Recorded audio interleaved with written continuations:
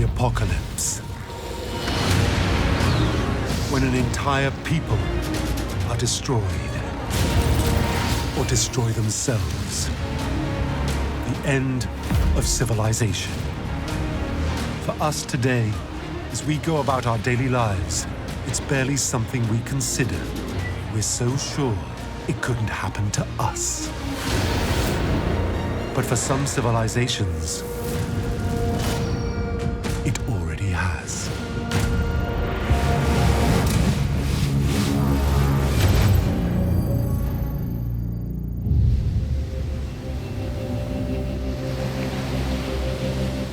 Since the dawn of human history, we have told each other stories about the sea,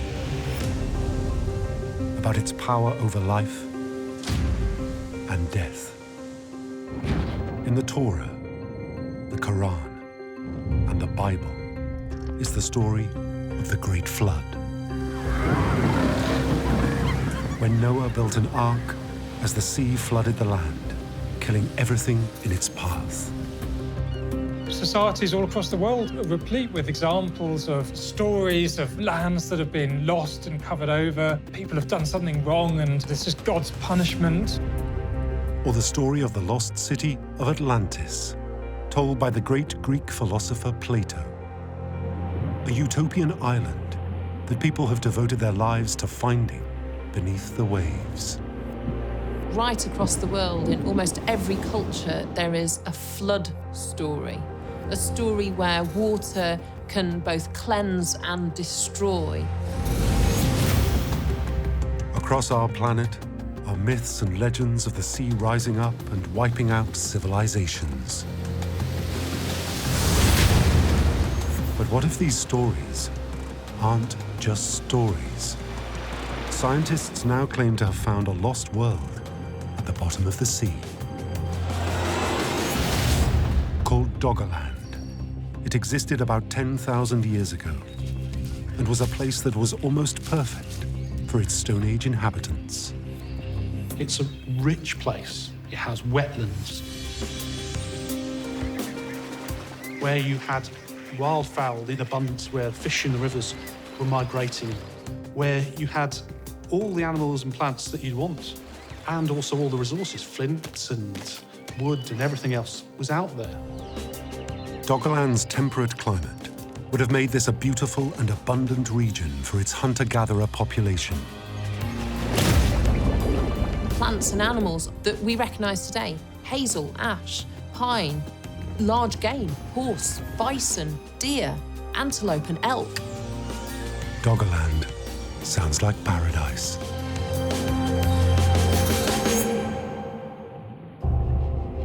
But this world no longer exists. So we must ask the question, what exactly happened to Doggerland?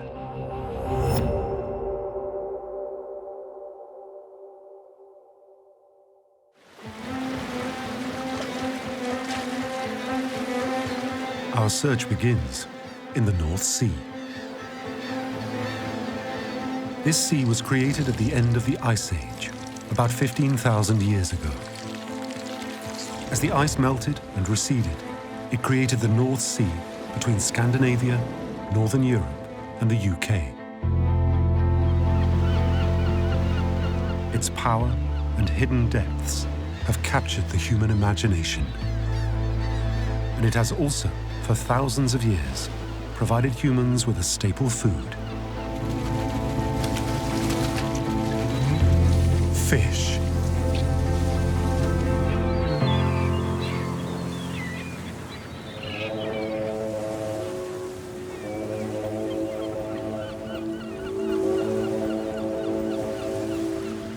From the east coast of Great Britain, the British have for generations sailed from the ports of Norfolk, 100 miles northeast of London, to fish the North Sea.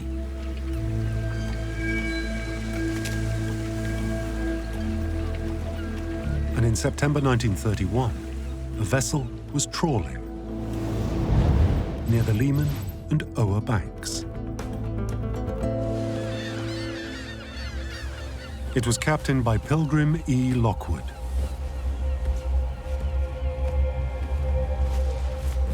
about 25 miles out, he lowers his nets and he trawls the ocean for fish. As he lifted them up into the boat, among the sort of shining fish is a massive, what they call peat log. It's a big, like, boulder, not of rock, but of mud. He and his men start breaking it up with shovels.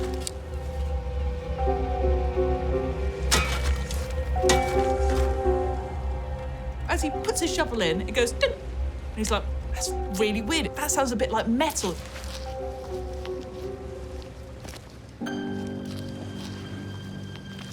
So he digs through and he uncovers this sort of black shape. And on it is a load of ridges cut into it. So it's sort of almost like a barb. And it's got little grooves at this end. So presumably this is some sort of, like, you know, a harpoon or hook or something.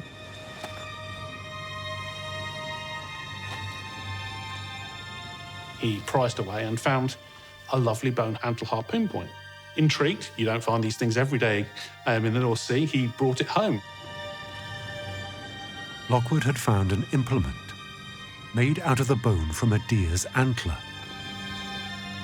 about 15 centimeters in length and with a serrated side, so it could be used to harpoon prey. But how on earth did it get there? Because it's in a load of mud, which has been under the ocean. What was the harpoon doing in the middle of the North Sea? Who made it and when?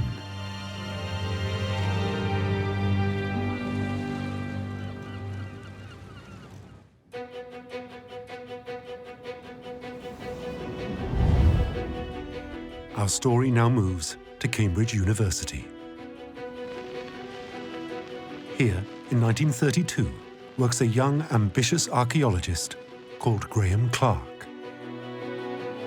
Clark would go on to become one of Europe's greatest archaeologists, seen here winning the Erasmus Prize in 1990. Graham Clark, who's a very tenacious scholar. He wants to make a name for himself, and he's decided to study a whole new area that hasn't really been looked into before, which is the Mesolithic, the Middle Stone Age. Clark was fascinated by the period from about 10,000 to 4,000 years from today. Clark believed the harpoon from Lockwood was similar to those used by Mesolithic hunter-gatherers in Scandinavia, known as the Magelmose. But this creates a greater mystery. Mesolithic hunter-gatherers were known to be able to fish and had fishing boats. But what were they doing harpooning fish so far out to sea? The first step for Clark was to identify that the harpoon was indeed Mesolithic.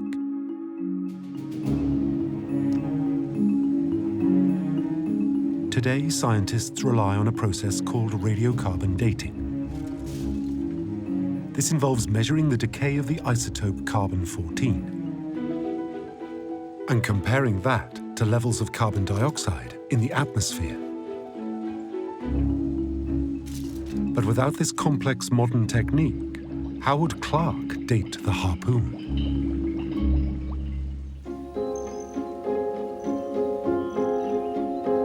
To try and solve this, Clark turned to his friends and botanists, Harry and Margaret Godwin. The Godwins were a husband and wife couple, and they were from the University of Cambridge at the same time as Graham Clark, and they specialised in palynology, the study of plants and their remains, things like pollen. Harry and Margaret Godwin were working on a technique that relied not on the decay of carbon isotopes to date objects, but instead used ancient pollen. The Godwins might not be able to date the harpoon itself, but they could date the peat it was found in through pollen analysis. They specifically went out and trawled up another block of peat very, very close to where they'd found the harpoon and actually analysed it.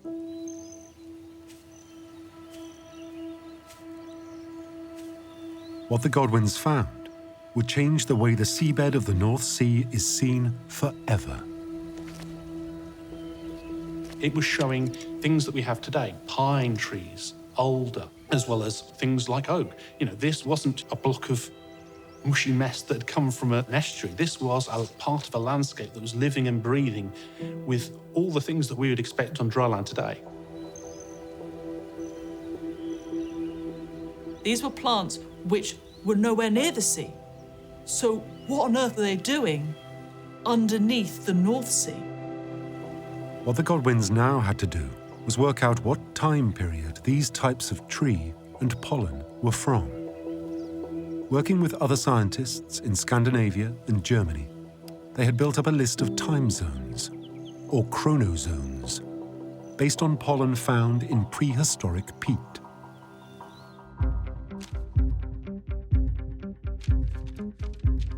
The results are as Clark predicted. The pollen in the peat near where the harpoon was found dates to the Mesolithic age. This proves the harpoon is, most likely, from that period.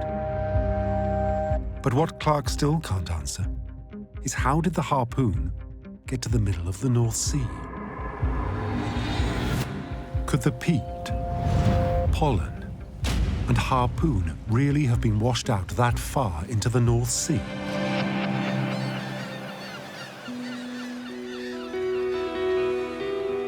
Clark created a map showing pollen discoveries across northern Europe. And he wondered if there wasn't a landmass now hidden under the North Sea that had once linked all of northern Europe. A land that could have been inhabited by Mesolithic hunter-gatherers. As it turned out, Clark wasn't the first to come up with this unusual idea.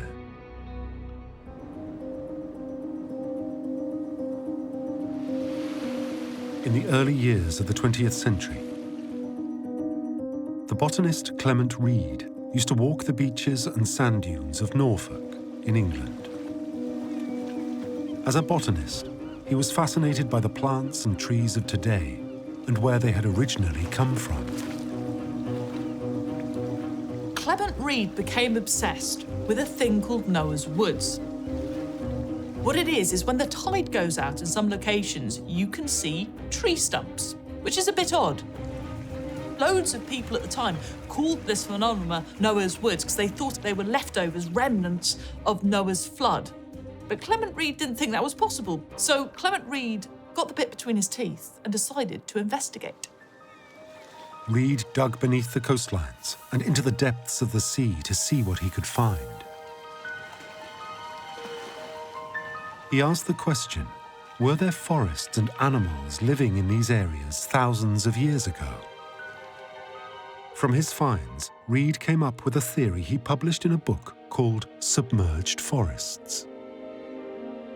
It suggested that somewhere under the North Sea was a landmass that could support forests and animals.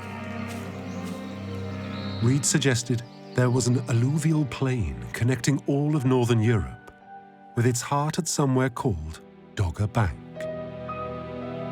Clement Reid writes this amazing book called Submerged Forest, where he theorises a massive landmass linking the UK to the rest of Europe. He had so little evidence for it, though. Nevertheless, this was a book that was really groundbreaking. His main issue was that nobody really cared. Nobody was really obsessed with this subject as much as he was. Reid's was a pretty unusual idea, without much evidence to support it at the time, and his work was derided by the scientific community. Reid's work was seen as nothing more than science fiction and was all but forgotten until 80 years later.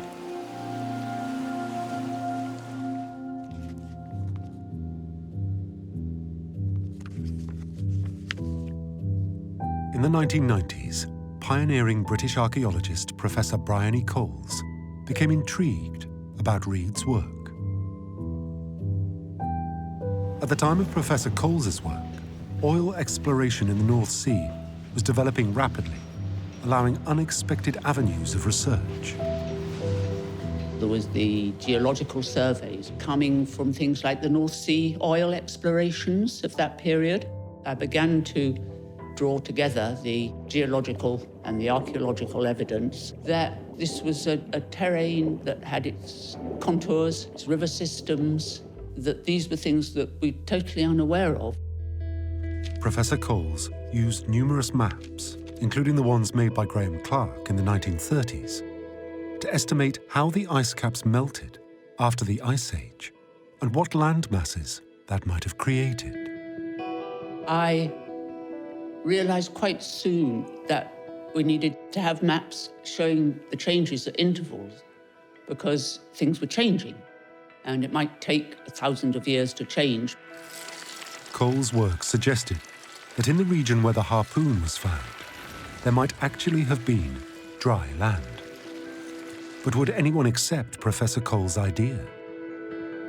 When I was doing the mapping, I realized that it would be much easier not have to say the land that used to be under the North Sea every time, but to give it a name of its own. To get across the idea that it had been not just a drowned landscape, but a living, live, dryland landscape. Based on the name of the fishing area, Dogger Bank, Coles called this new landmass Doggerland. And that's really important because as soon as somewhere has a name, it becomes a place, not just in reality, but also in the imagination. And Coles went on. She posited the theory that not only was Reed correct about the existence of a lost landmass in the North Sea, but it meant something even more unexpected. It was a huge area with rivers, with bays and inlets, with areas of high ground, hills, if you will, and low-lying areas that are now entirely submerged, but then would have been absolutely at the heart of the post-glacial landscape of Northern Europe. So if this was a landscape, was there evidence to suggest that it had one day supported human life?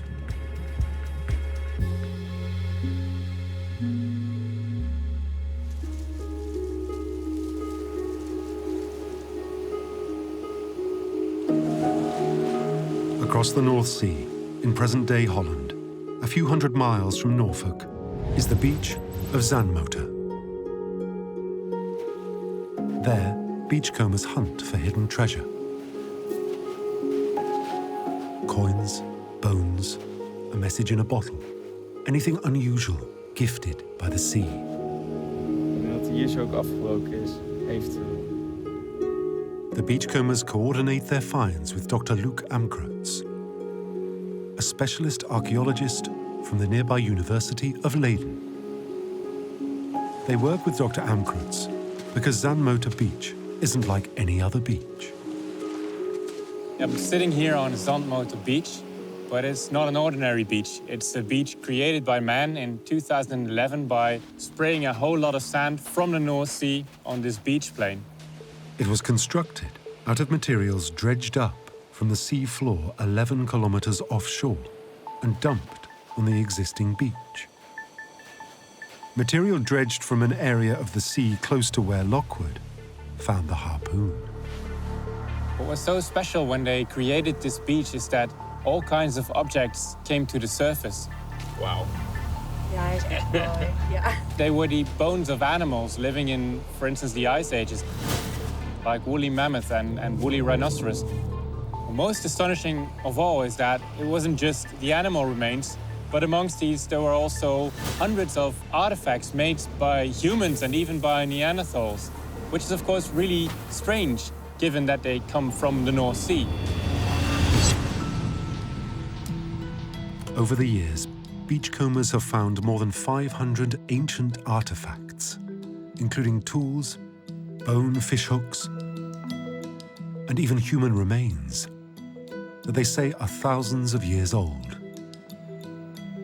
Zandmotor and certain other areas really brought home the enormity of this huge archaeological archive in front of our coast. We have this whole range of organic artifacts that is preserved, and it's actually basically as if you're looking at a complete carpenter's tool set. And it really brought home the idea of this is a whole world, a whole people landscape that was there, which is now lost. The more touching finds from Doggerland are not just the artifacts, but the human remains themselves. And one story I find particularly moving is this lower mandible. This person was about 14 years when he or she died. You're not just looking at the objects, or you're not just looking at the food remains, but you're looking at the actual people themselves. And Luke's group are not the only ones finding things on the beach. Since the 1970s, hundreds of amateur archaeologists have made findings on the coasts of the Netherlands, Germany, Denmark, Sweden, Norway, and the UK. Under the North Sea, there are signs of an entire living world. Of not just animals, but also people. But the question remains, who were they? And what happened to them?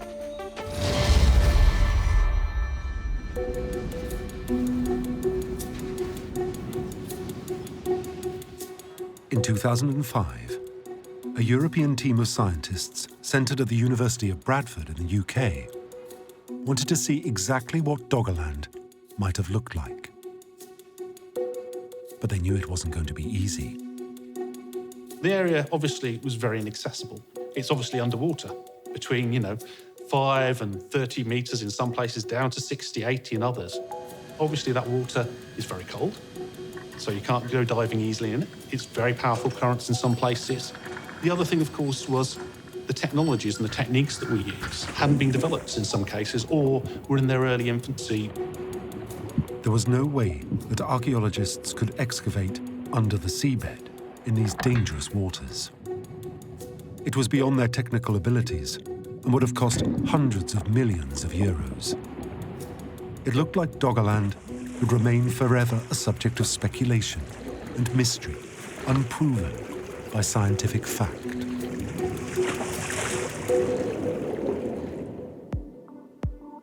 But at a yearly symposium, one of the PhD students at the time, Simon Fitch, had an unusual idea.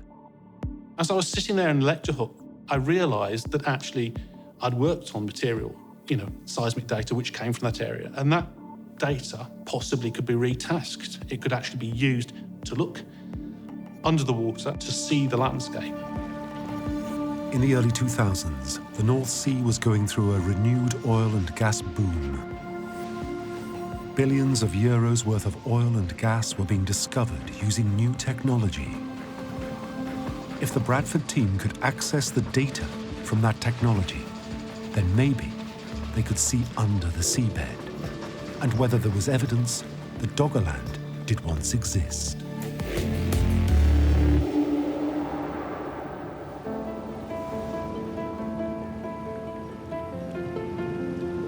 The Bradford team approached oil and gas exploration companies to access their specialist mapping data. Surveyors for oil and gas exploration were going up and down, surveying the North Sea with a fine-toothed comb to pull together a series of contour maps of the sea floor.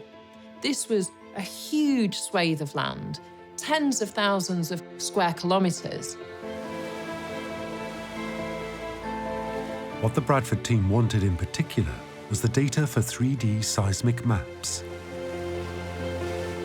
These are created by specialist ships, dragging thousands of listening devices, called hydrophones, along the surface of the sea. They listen to sound waves bouncing off whatever lies beneath the seabed. The resulting data shows where, hidden under the seabed, there may be deposits of oil or gas to drill for. Seismic mapping is a really good way to do a quick analysis of a large amount of submerged landscape, mapping the seabed in the same way as we see inside a stomach when we're doing sonograms, for instance. And you use the sonar pulses and you get a little echo back and you get the shape appearing on the screen. But would this help the Bradford team? Could the data help build a picture of a land now hidden under the seabed?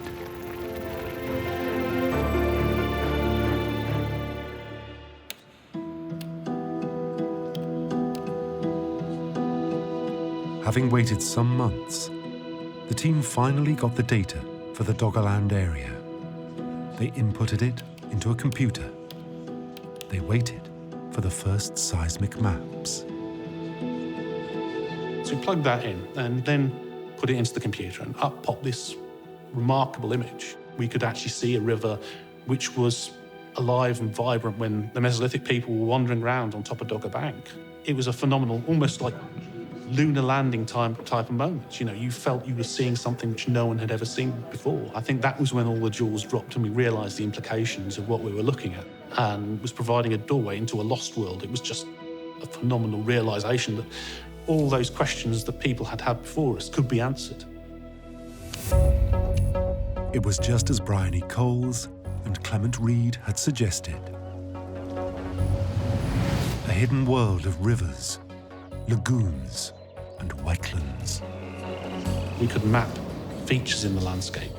We've seen rivers, we've seen lakes, we've seen little hills. We've seen everything in a landscape you'd expect in a normal country, except this is under the sea, and it's preserved, and it's caches of material and archaeology sitting out there waiting for us to go and find it. The Bradford team had seen Doggerland for the first time. But the mapping still didn't answer the biggest question. What happened to the peoples who lived there? To understand that, scientists had to investigate how the people might have lived.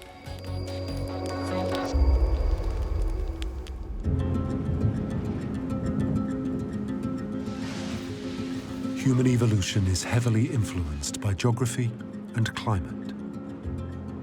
So the first thing to establish is roughly what kind of climate Doggerland would have had. This is done by looking at the position of Doggerland geographically at the time. We know that immediately after the end of the last ice age, it was frozen. It was like the Siberian tundra, but then very rapidly started to warm, to thaw out. And that enabled new species to start to colonize this land. Doggerland would have grown into a landscape that we would recognize now. The winters were shorter and less harsh, and the summers were longer and warmer. And plants start to colonize this land. Trees start to grow. A lot of the species that we're familiar with now, so hazel, ash, oak, willow. Animals start to colonize because they're following the food. So you get herds of horse and bison and elk. But the question remained, could Doggerland support human populations? And if so, what would those people have been like?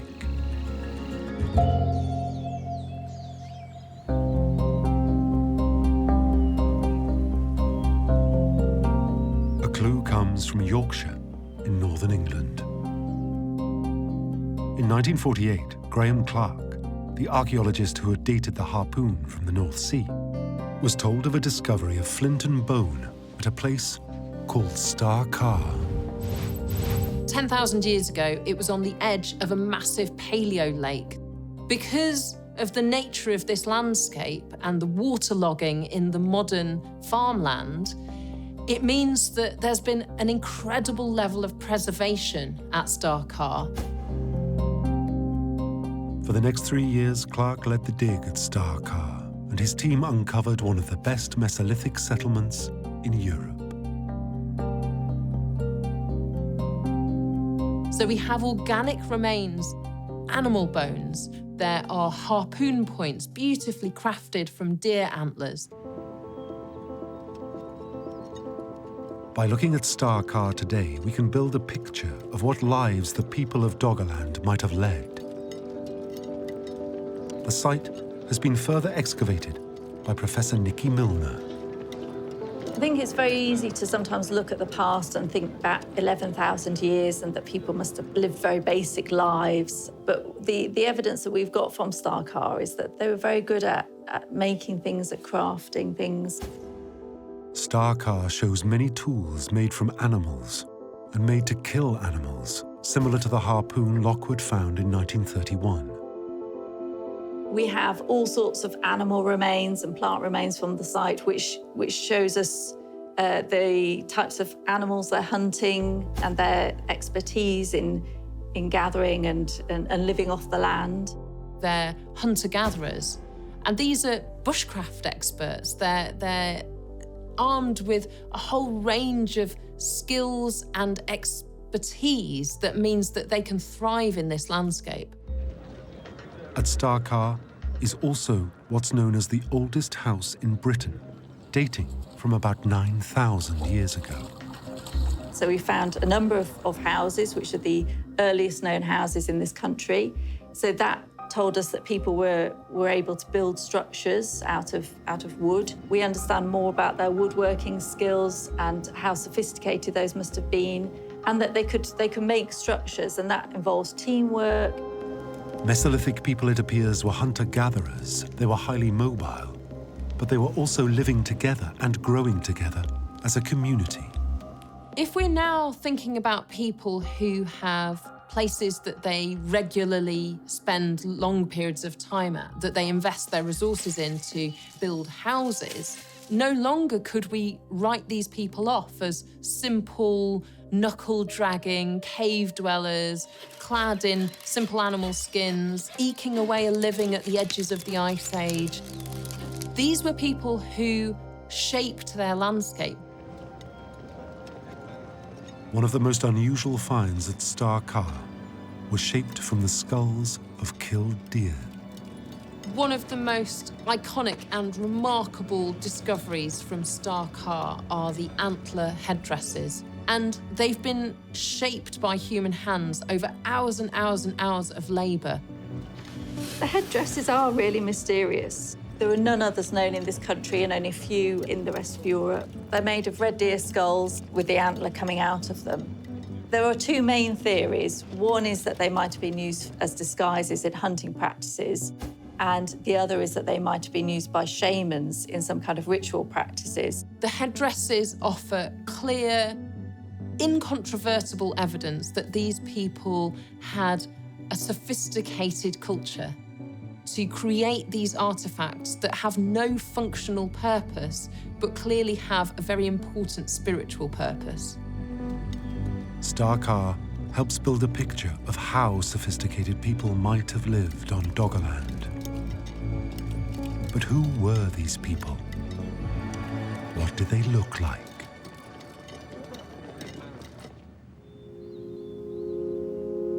To see what a Mesolithic person might have looked like, we must travel to the south of England and the Cheddar Gorge. It was here that one of Europe's oldest Mesolithic men, Cheddar Man, was found. Cheddar Man is one of the really important discoveries in this country. Cheddar Man was found over 100 years ago in Somerset and has been studied a lot ever since because human remains are incredibly rare, particularly in this country for the Mesolithic. Cheddar Man is the oldest British, most complete human skeleton that we have. It dates to around 10,000 years old. And in 2018, a groundbreaking analysis was made of Cheddar Man's DNA in an attempt for us to meet our ancestors face to face. It gives us an insight into what people look like, and what we know from Cheddar Man is he was about 5'5". From the DNA, we know he had dark, curly hair, blue eyes, and darker skin than we imagined, certainly darker than European skin tends to be today. So although he looks quite striking to us, he would have looked quite normal then. Now we could finally see the faces of the sort of people that would have lived at Starkar and Doggerland. Despite living thousands of years ago, it helps us understand who lived here But it still doesn't answer the big question. How did people who made Doggerland their home come to disappear?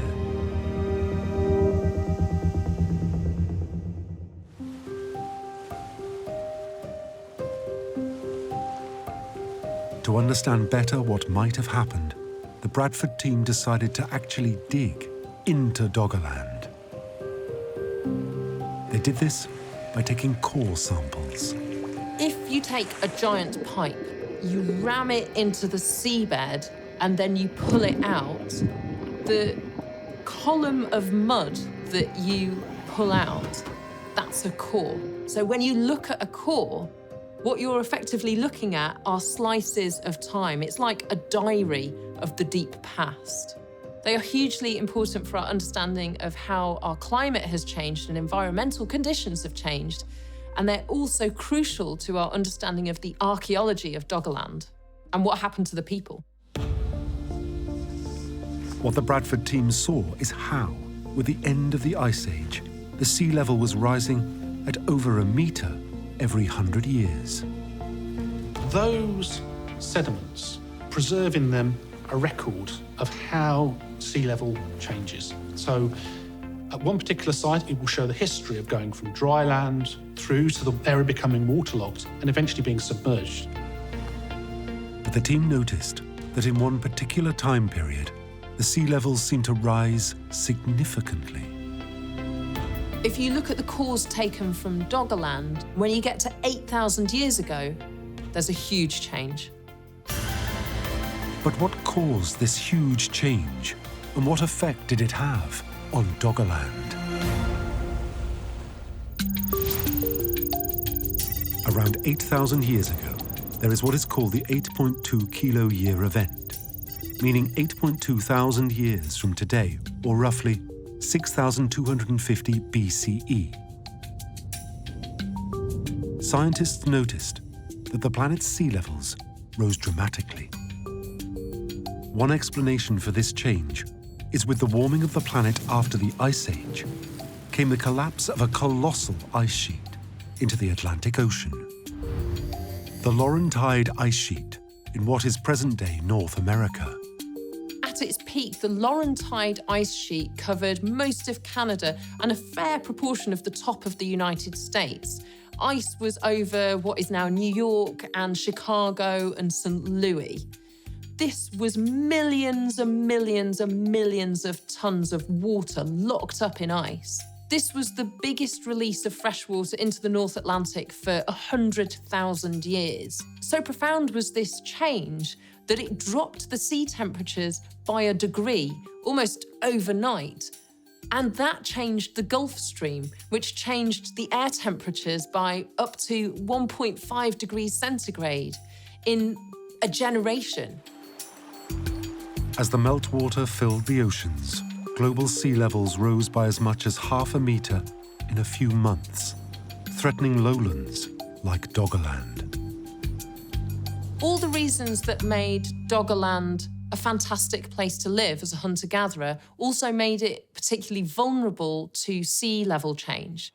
It was low-lying, it was cut through with rivers and streams and marshy areas, which was fantastic for fishing and fowling and gathering those wild resources, but it also meant that if the sea levels rose, it would be inundated, and inundated very rapidly. The sea level rise was so pronounced that it turned Doggerland into islands. Doggerland would now have been cut off from continental Europe and the UK. So what did this mean for the people on Doggerland? After the 8.2 event, the sea levels rose so significantly that it was easily within generations, easily within people's lifetimes.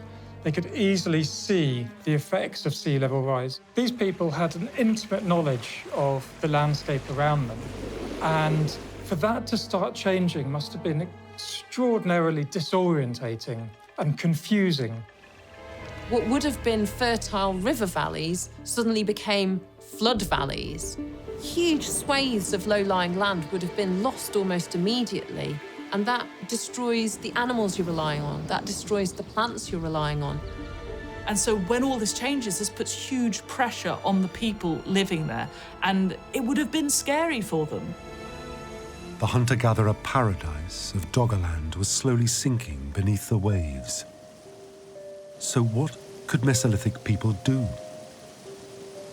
If you're a Mesolithic person and your land gets flooded, where do you go? Well, you obviously, follow the animals, follow the herds. That's, where your food source goes. So you're going to do that because some of them would have gone to Britain and what is now mainland Europe. Some of the people would have relocated into other parts of today's Europe, like Germany and the Netherlands, and others to Great Britain. From the archaeological evidence, we have a number of Mesolithic boats. It's exactly at this point, as the sea levels are rising, that we start to get this really good evidence for the use of dugout canoes in Britain and in northwest Europe. Hunter-gatherers are fantastic at being flexible, and maybe even people started adapting to being much more sea-dwelling. But the question remained. What happened to the people who stayed on Doggerland?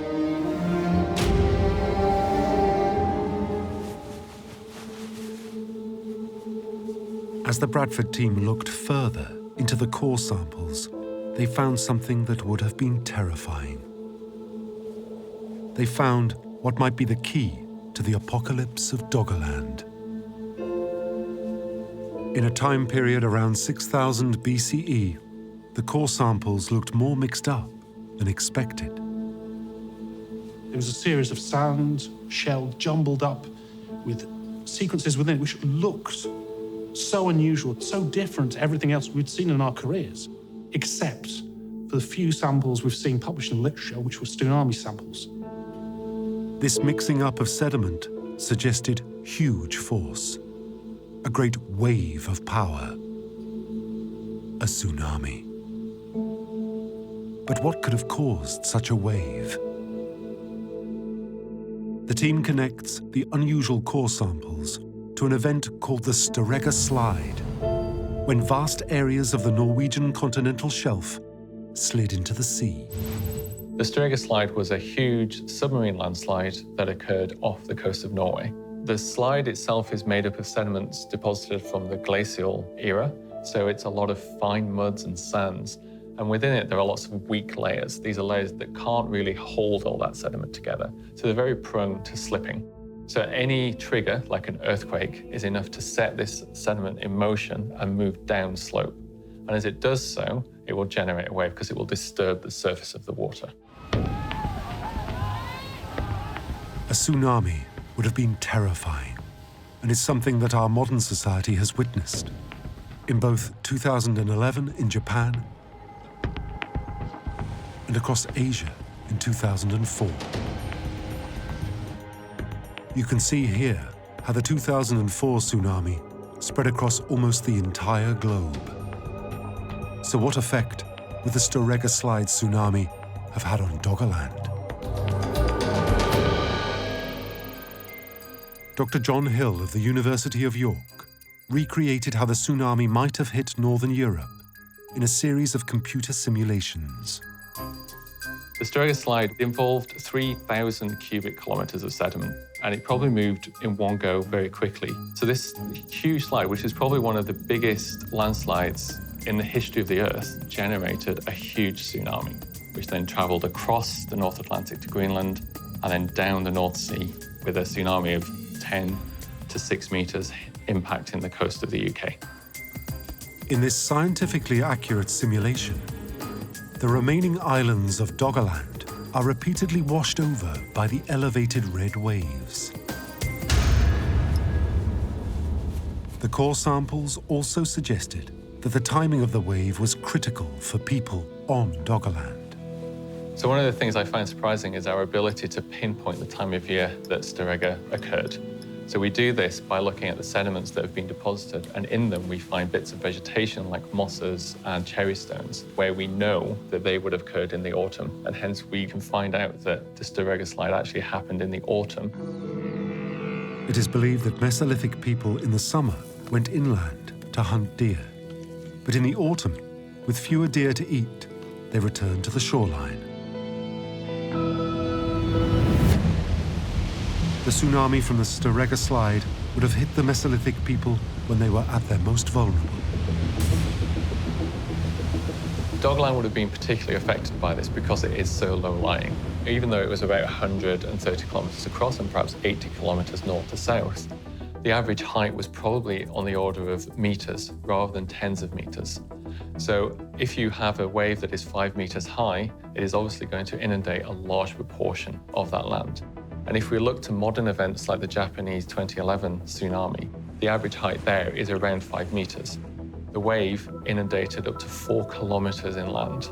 So if you think of that kind of scale, you would have seen something similar happening at Doggerland. The coastline is exactly where we would have seen the majority of people. The tsunami would have laid waste to homes, fish traps going, hunting grounds disappearing. Whole societies were perhaps wiped out in the space of a few hours. For Doggerland, it could have been cataclysmic, covering most of the land in its fast-moving water. Many of those Doggerland people could have been washed away, along with their homes. From the archaeological record, we do get a sense that actually the tsunami is the beginning of the end, if not the end of Doggerland. And large swathes of it are already underwater, and what remains would have been quite significantly devastated for some time. Death as a great wave swept through Doggerland.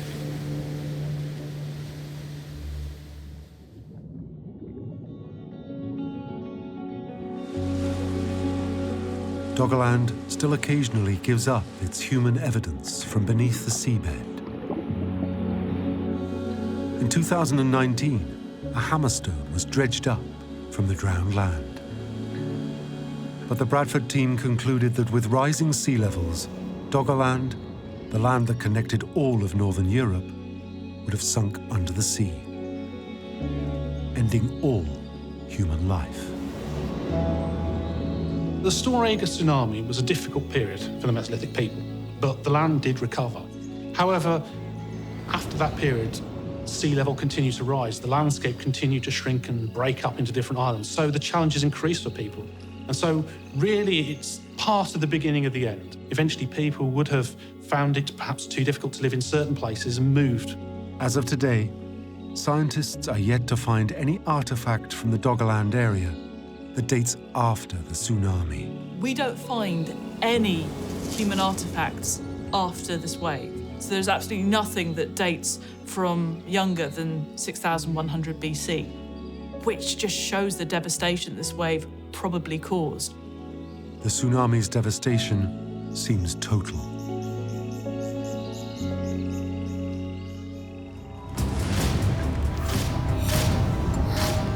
Doggerland.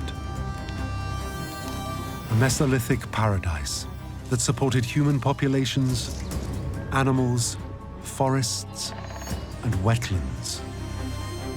A land that at one point is estimated to have stretched from what today is northern Europe to Scandinavia and the UK, covering almost 50,000 square kilometers. Hunter-gatherers of the time could have walked from present-day Berlin to Oslo, to London, to Paris.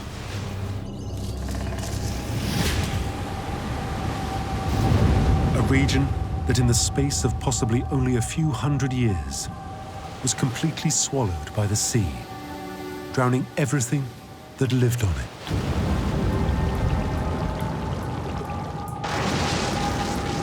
An ancient apocalypse which echoes through human history, through the myths and legends of great floods, and still touches us today.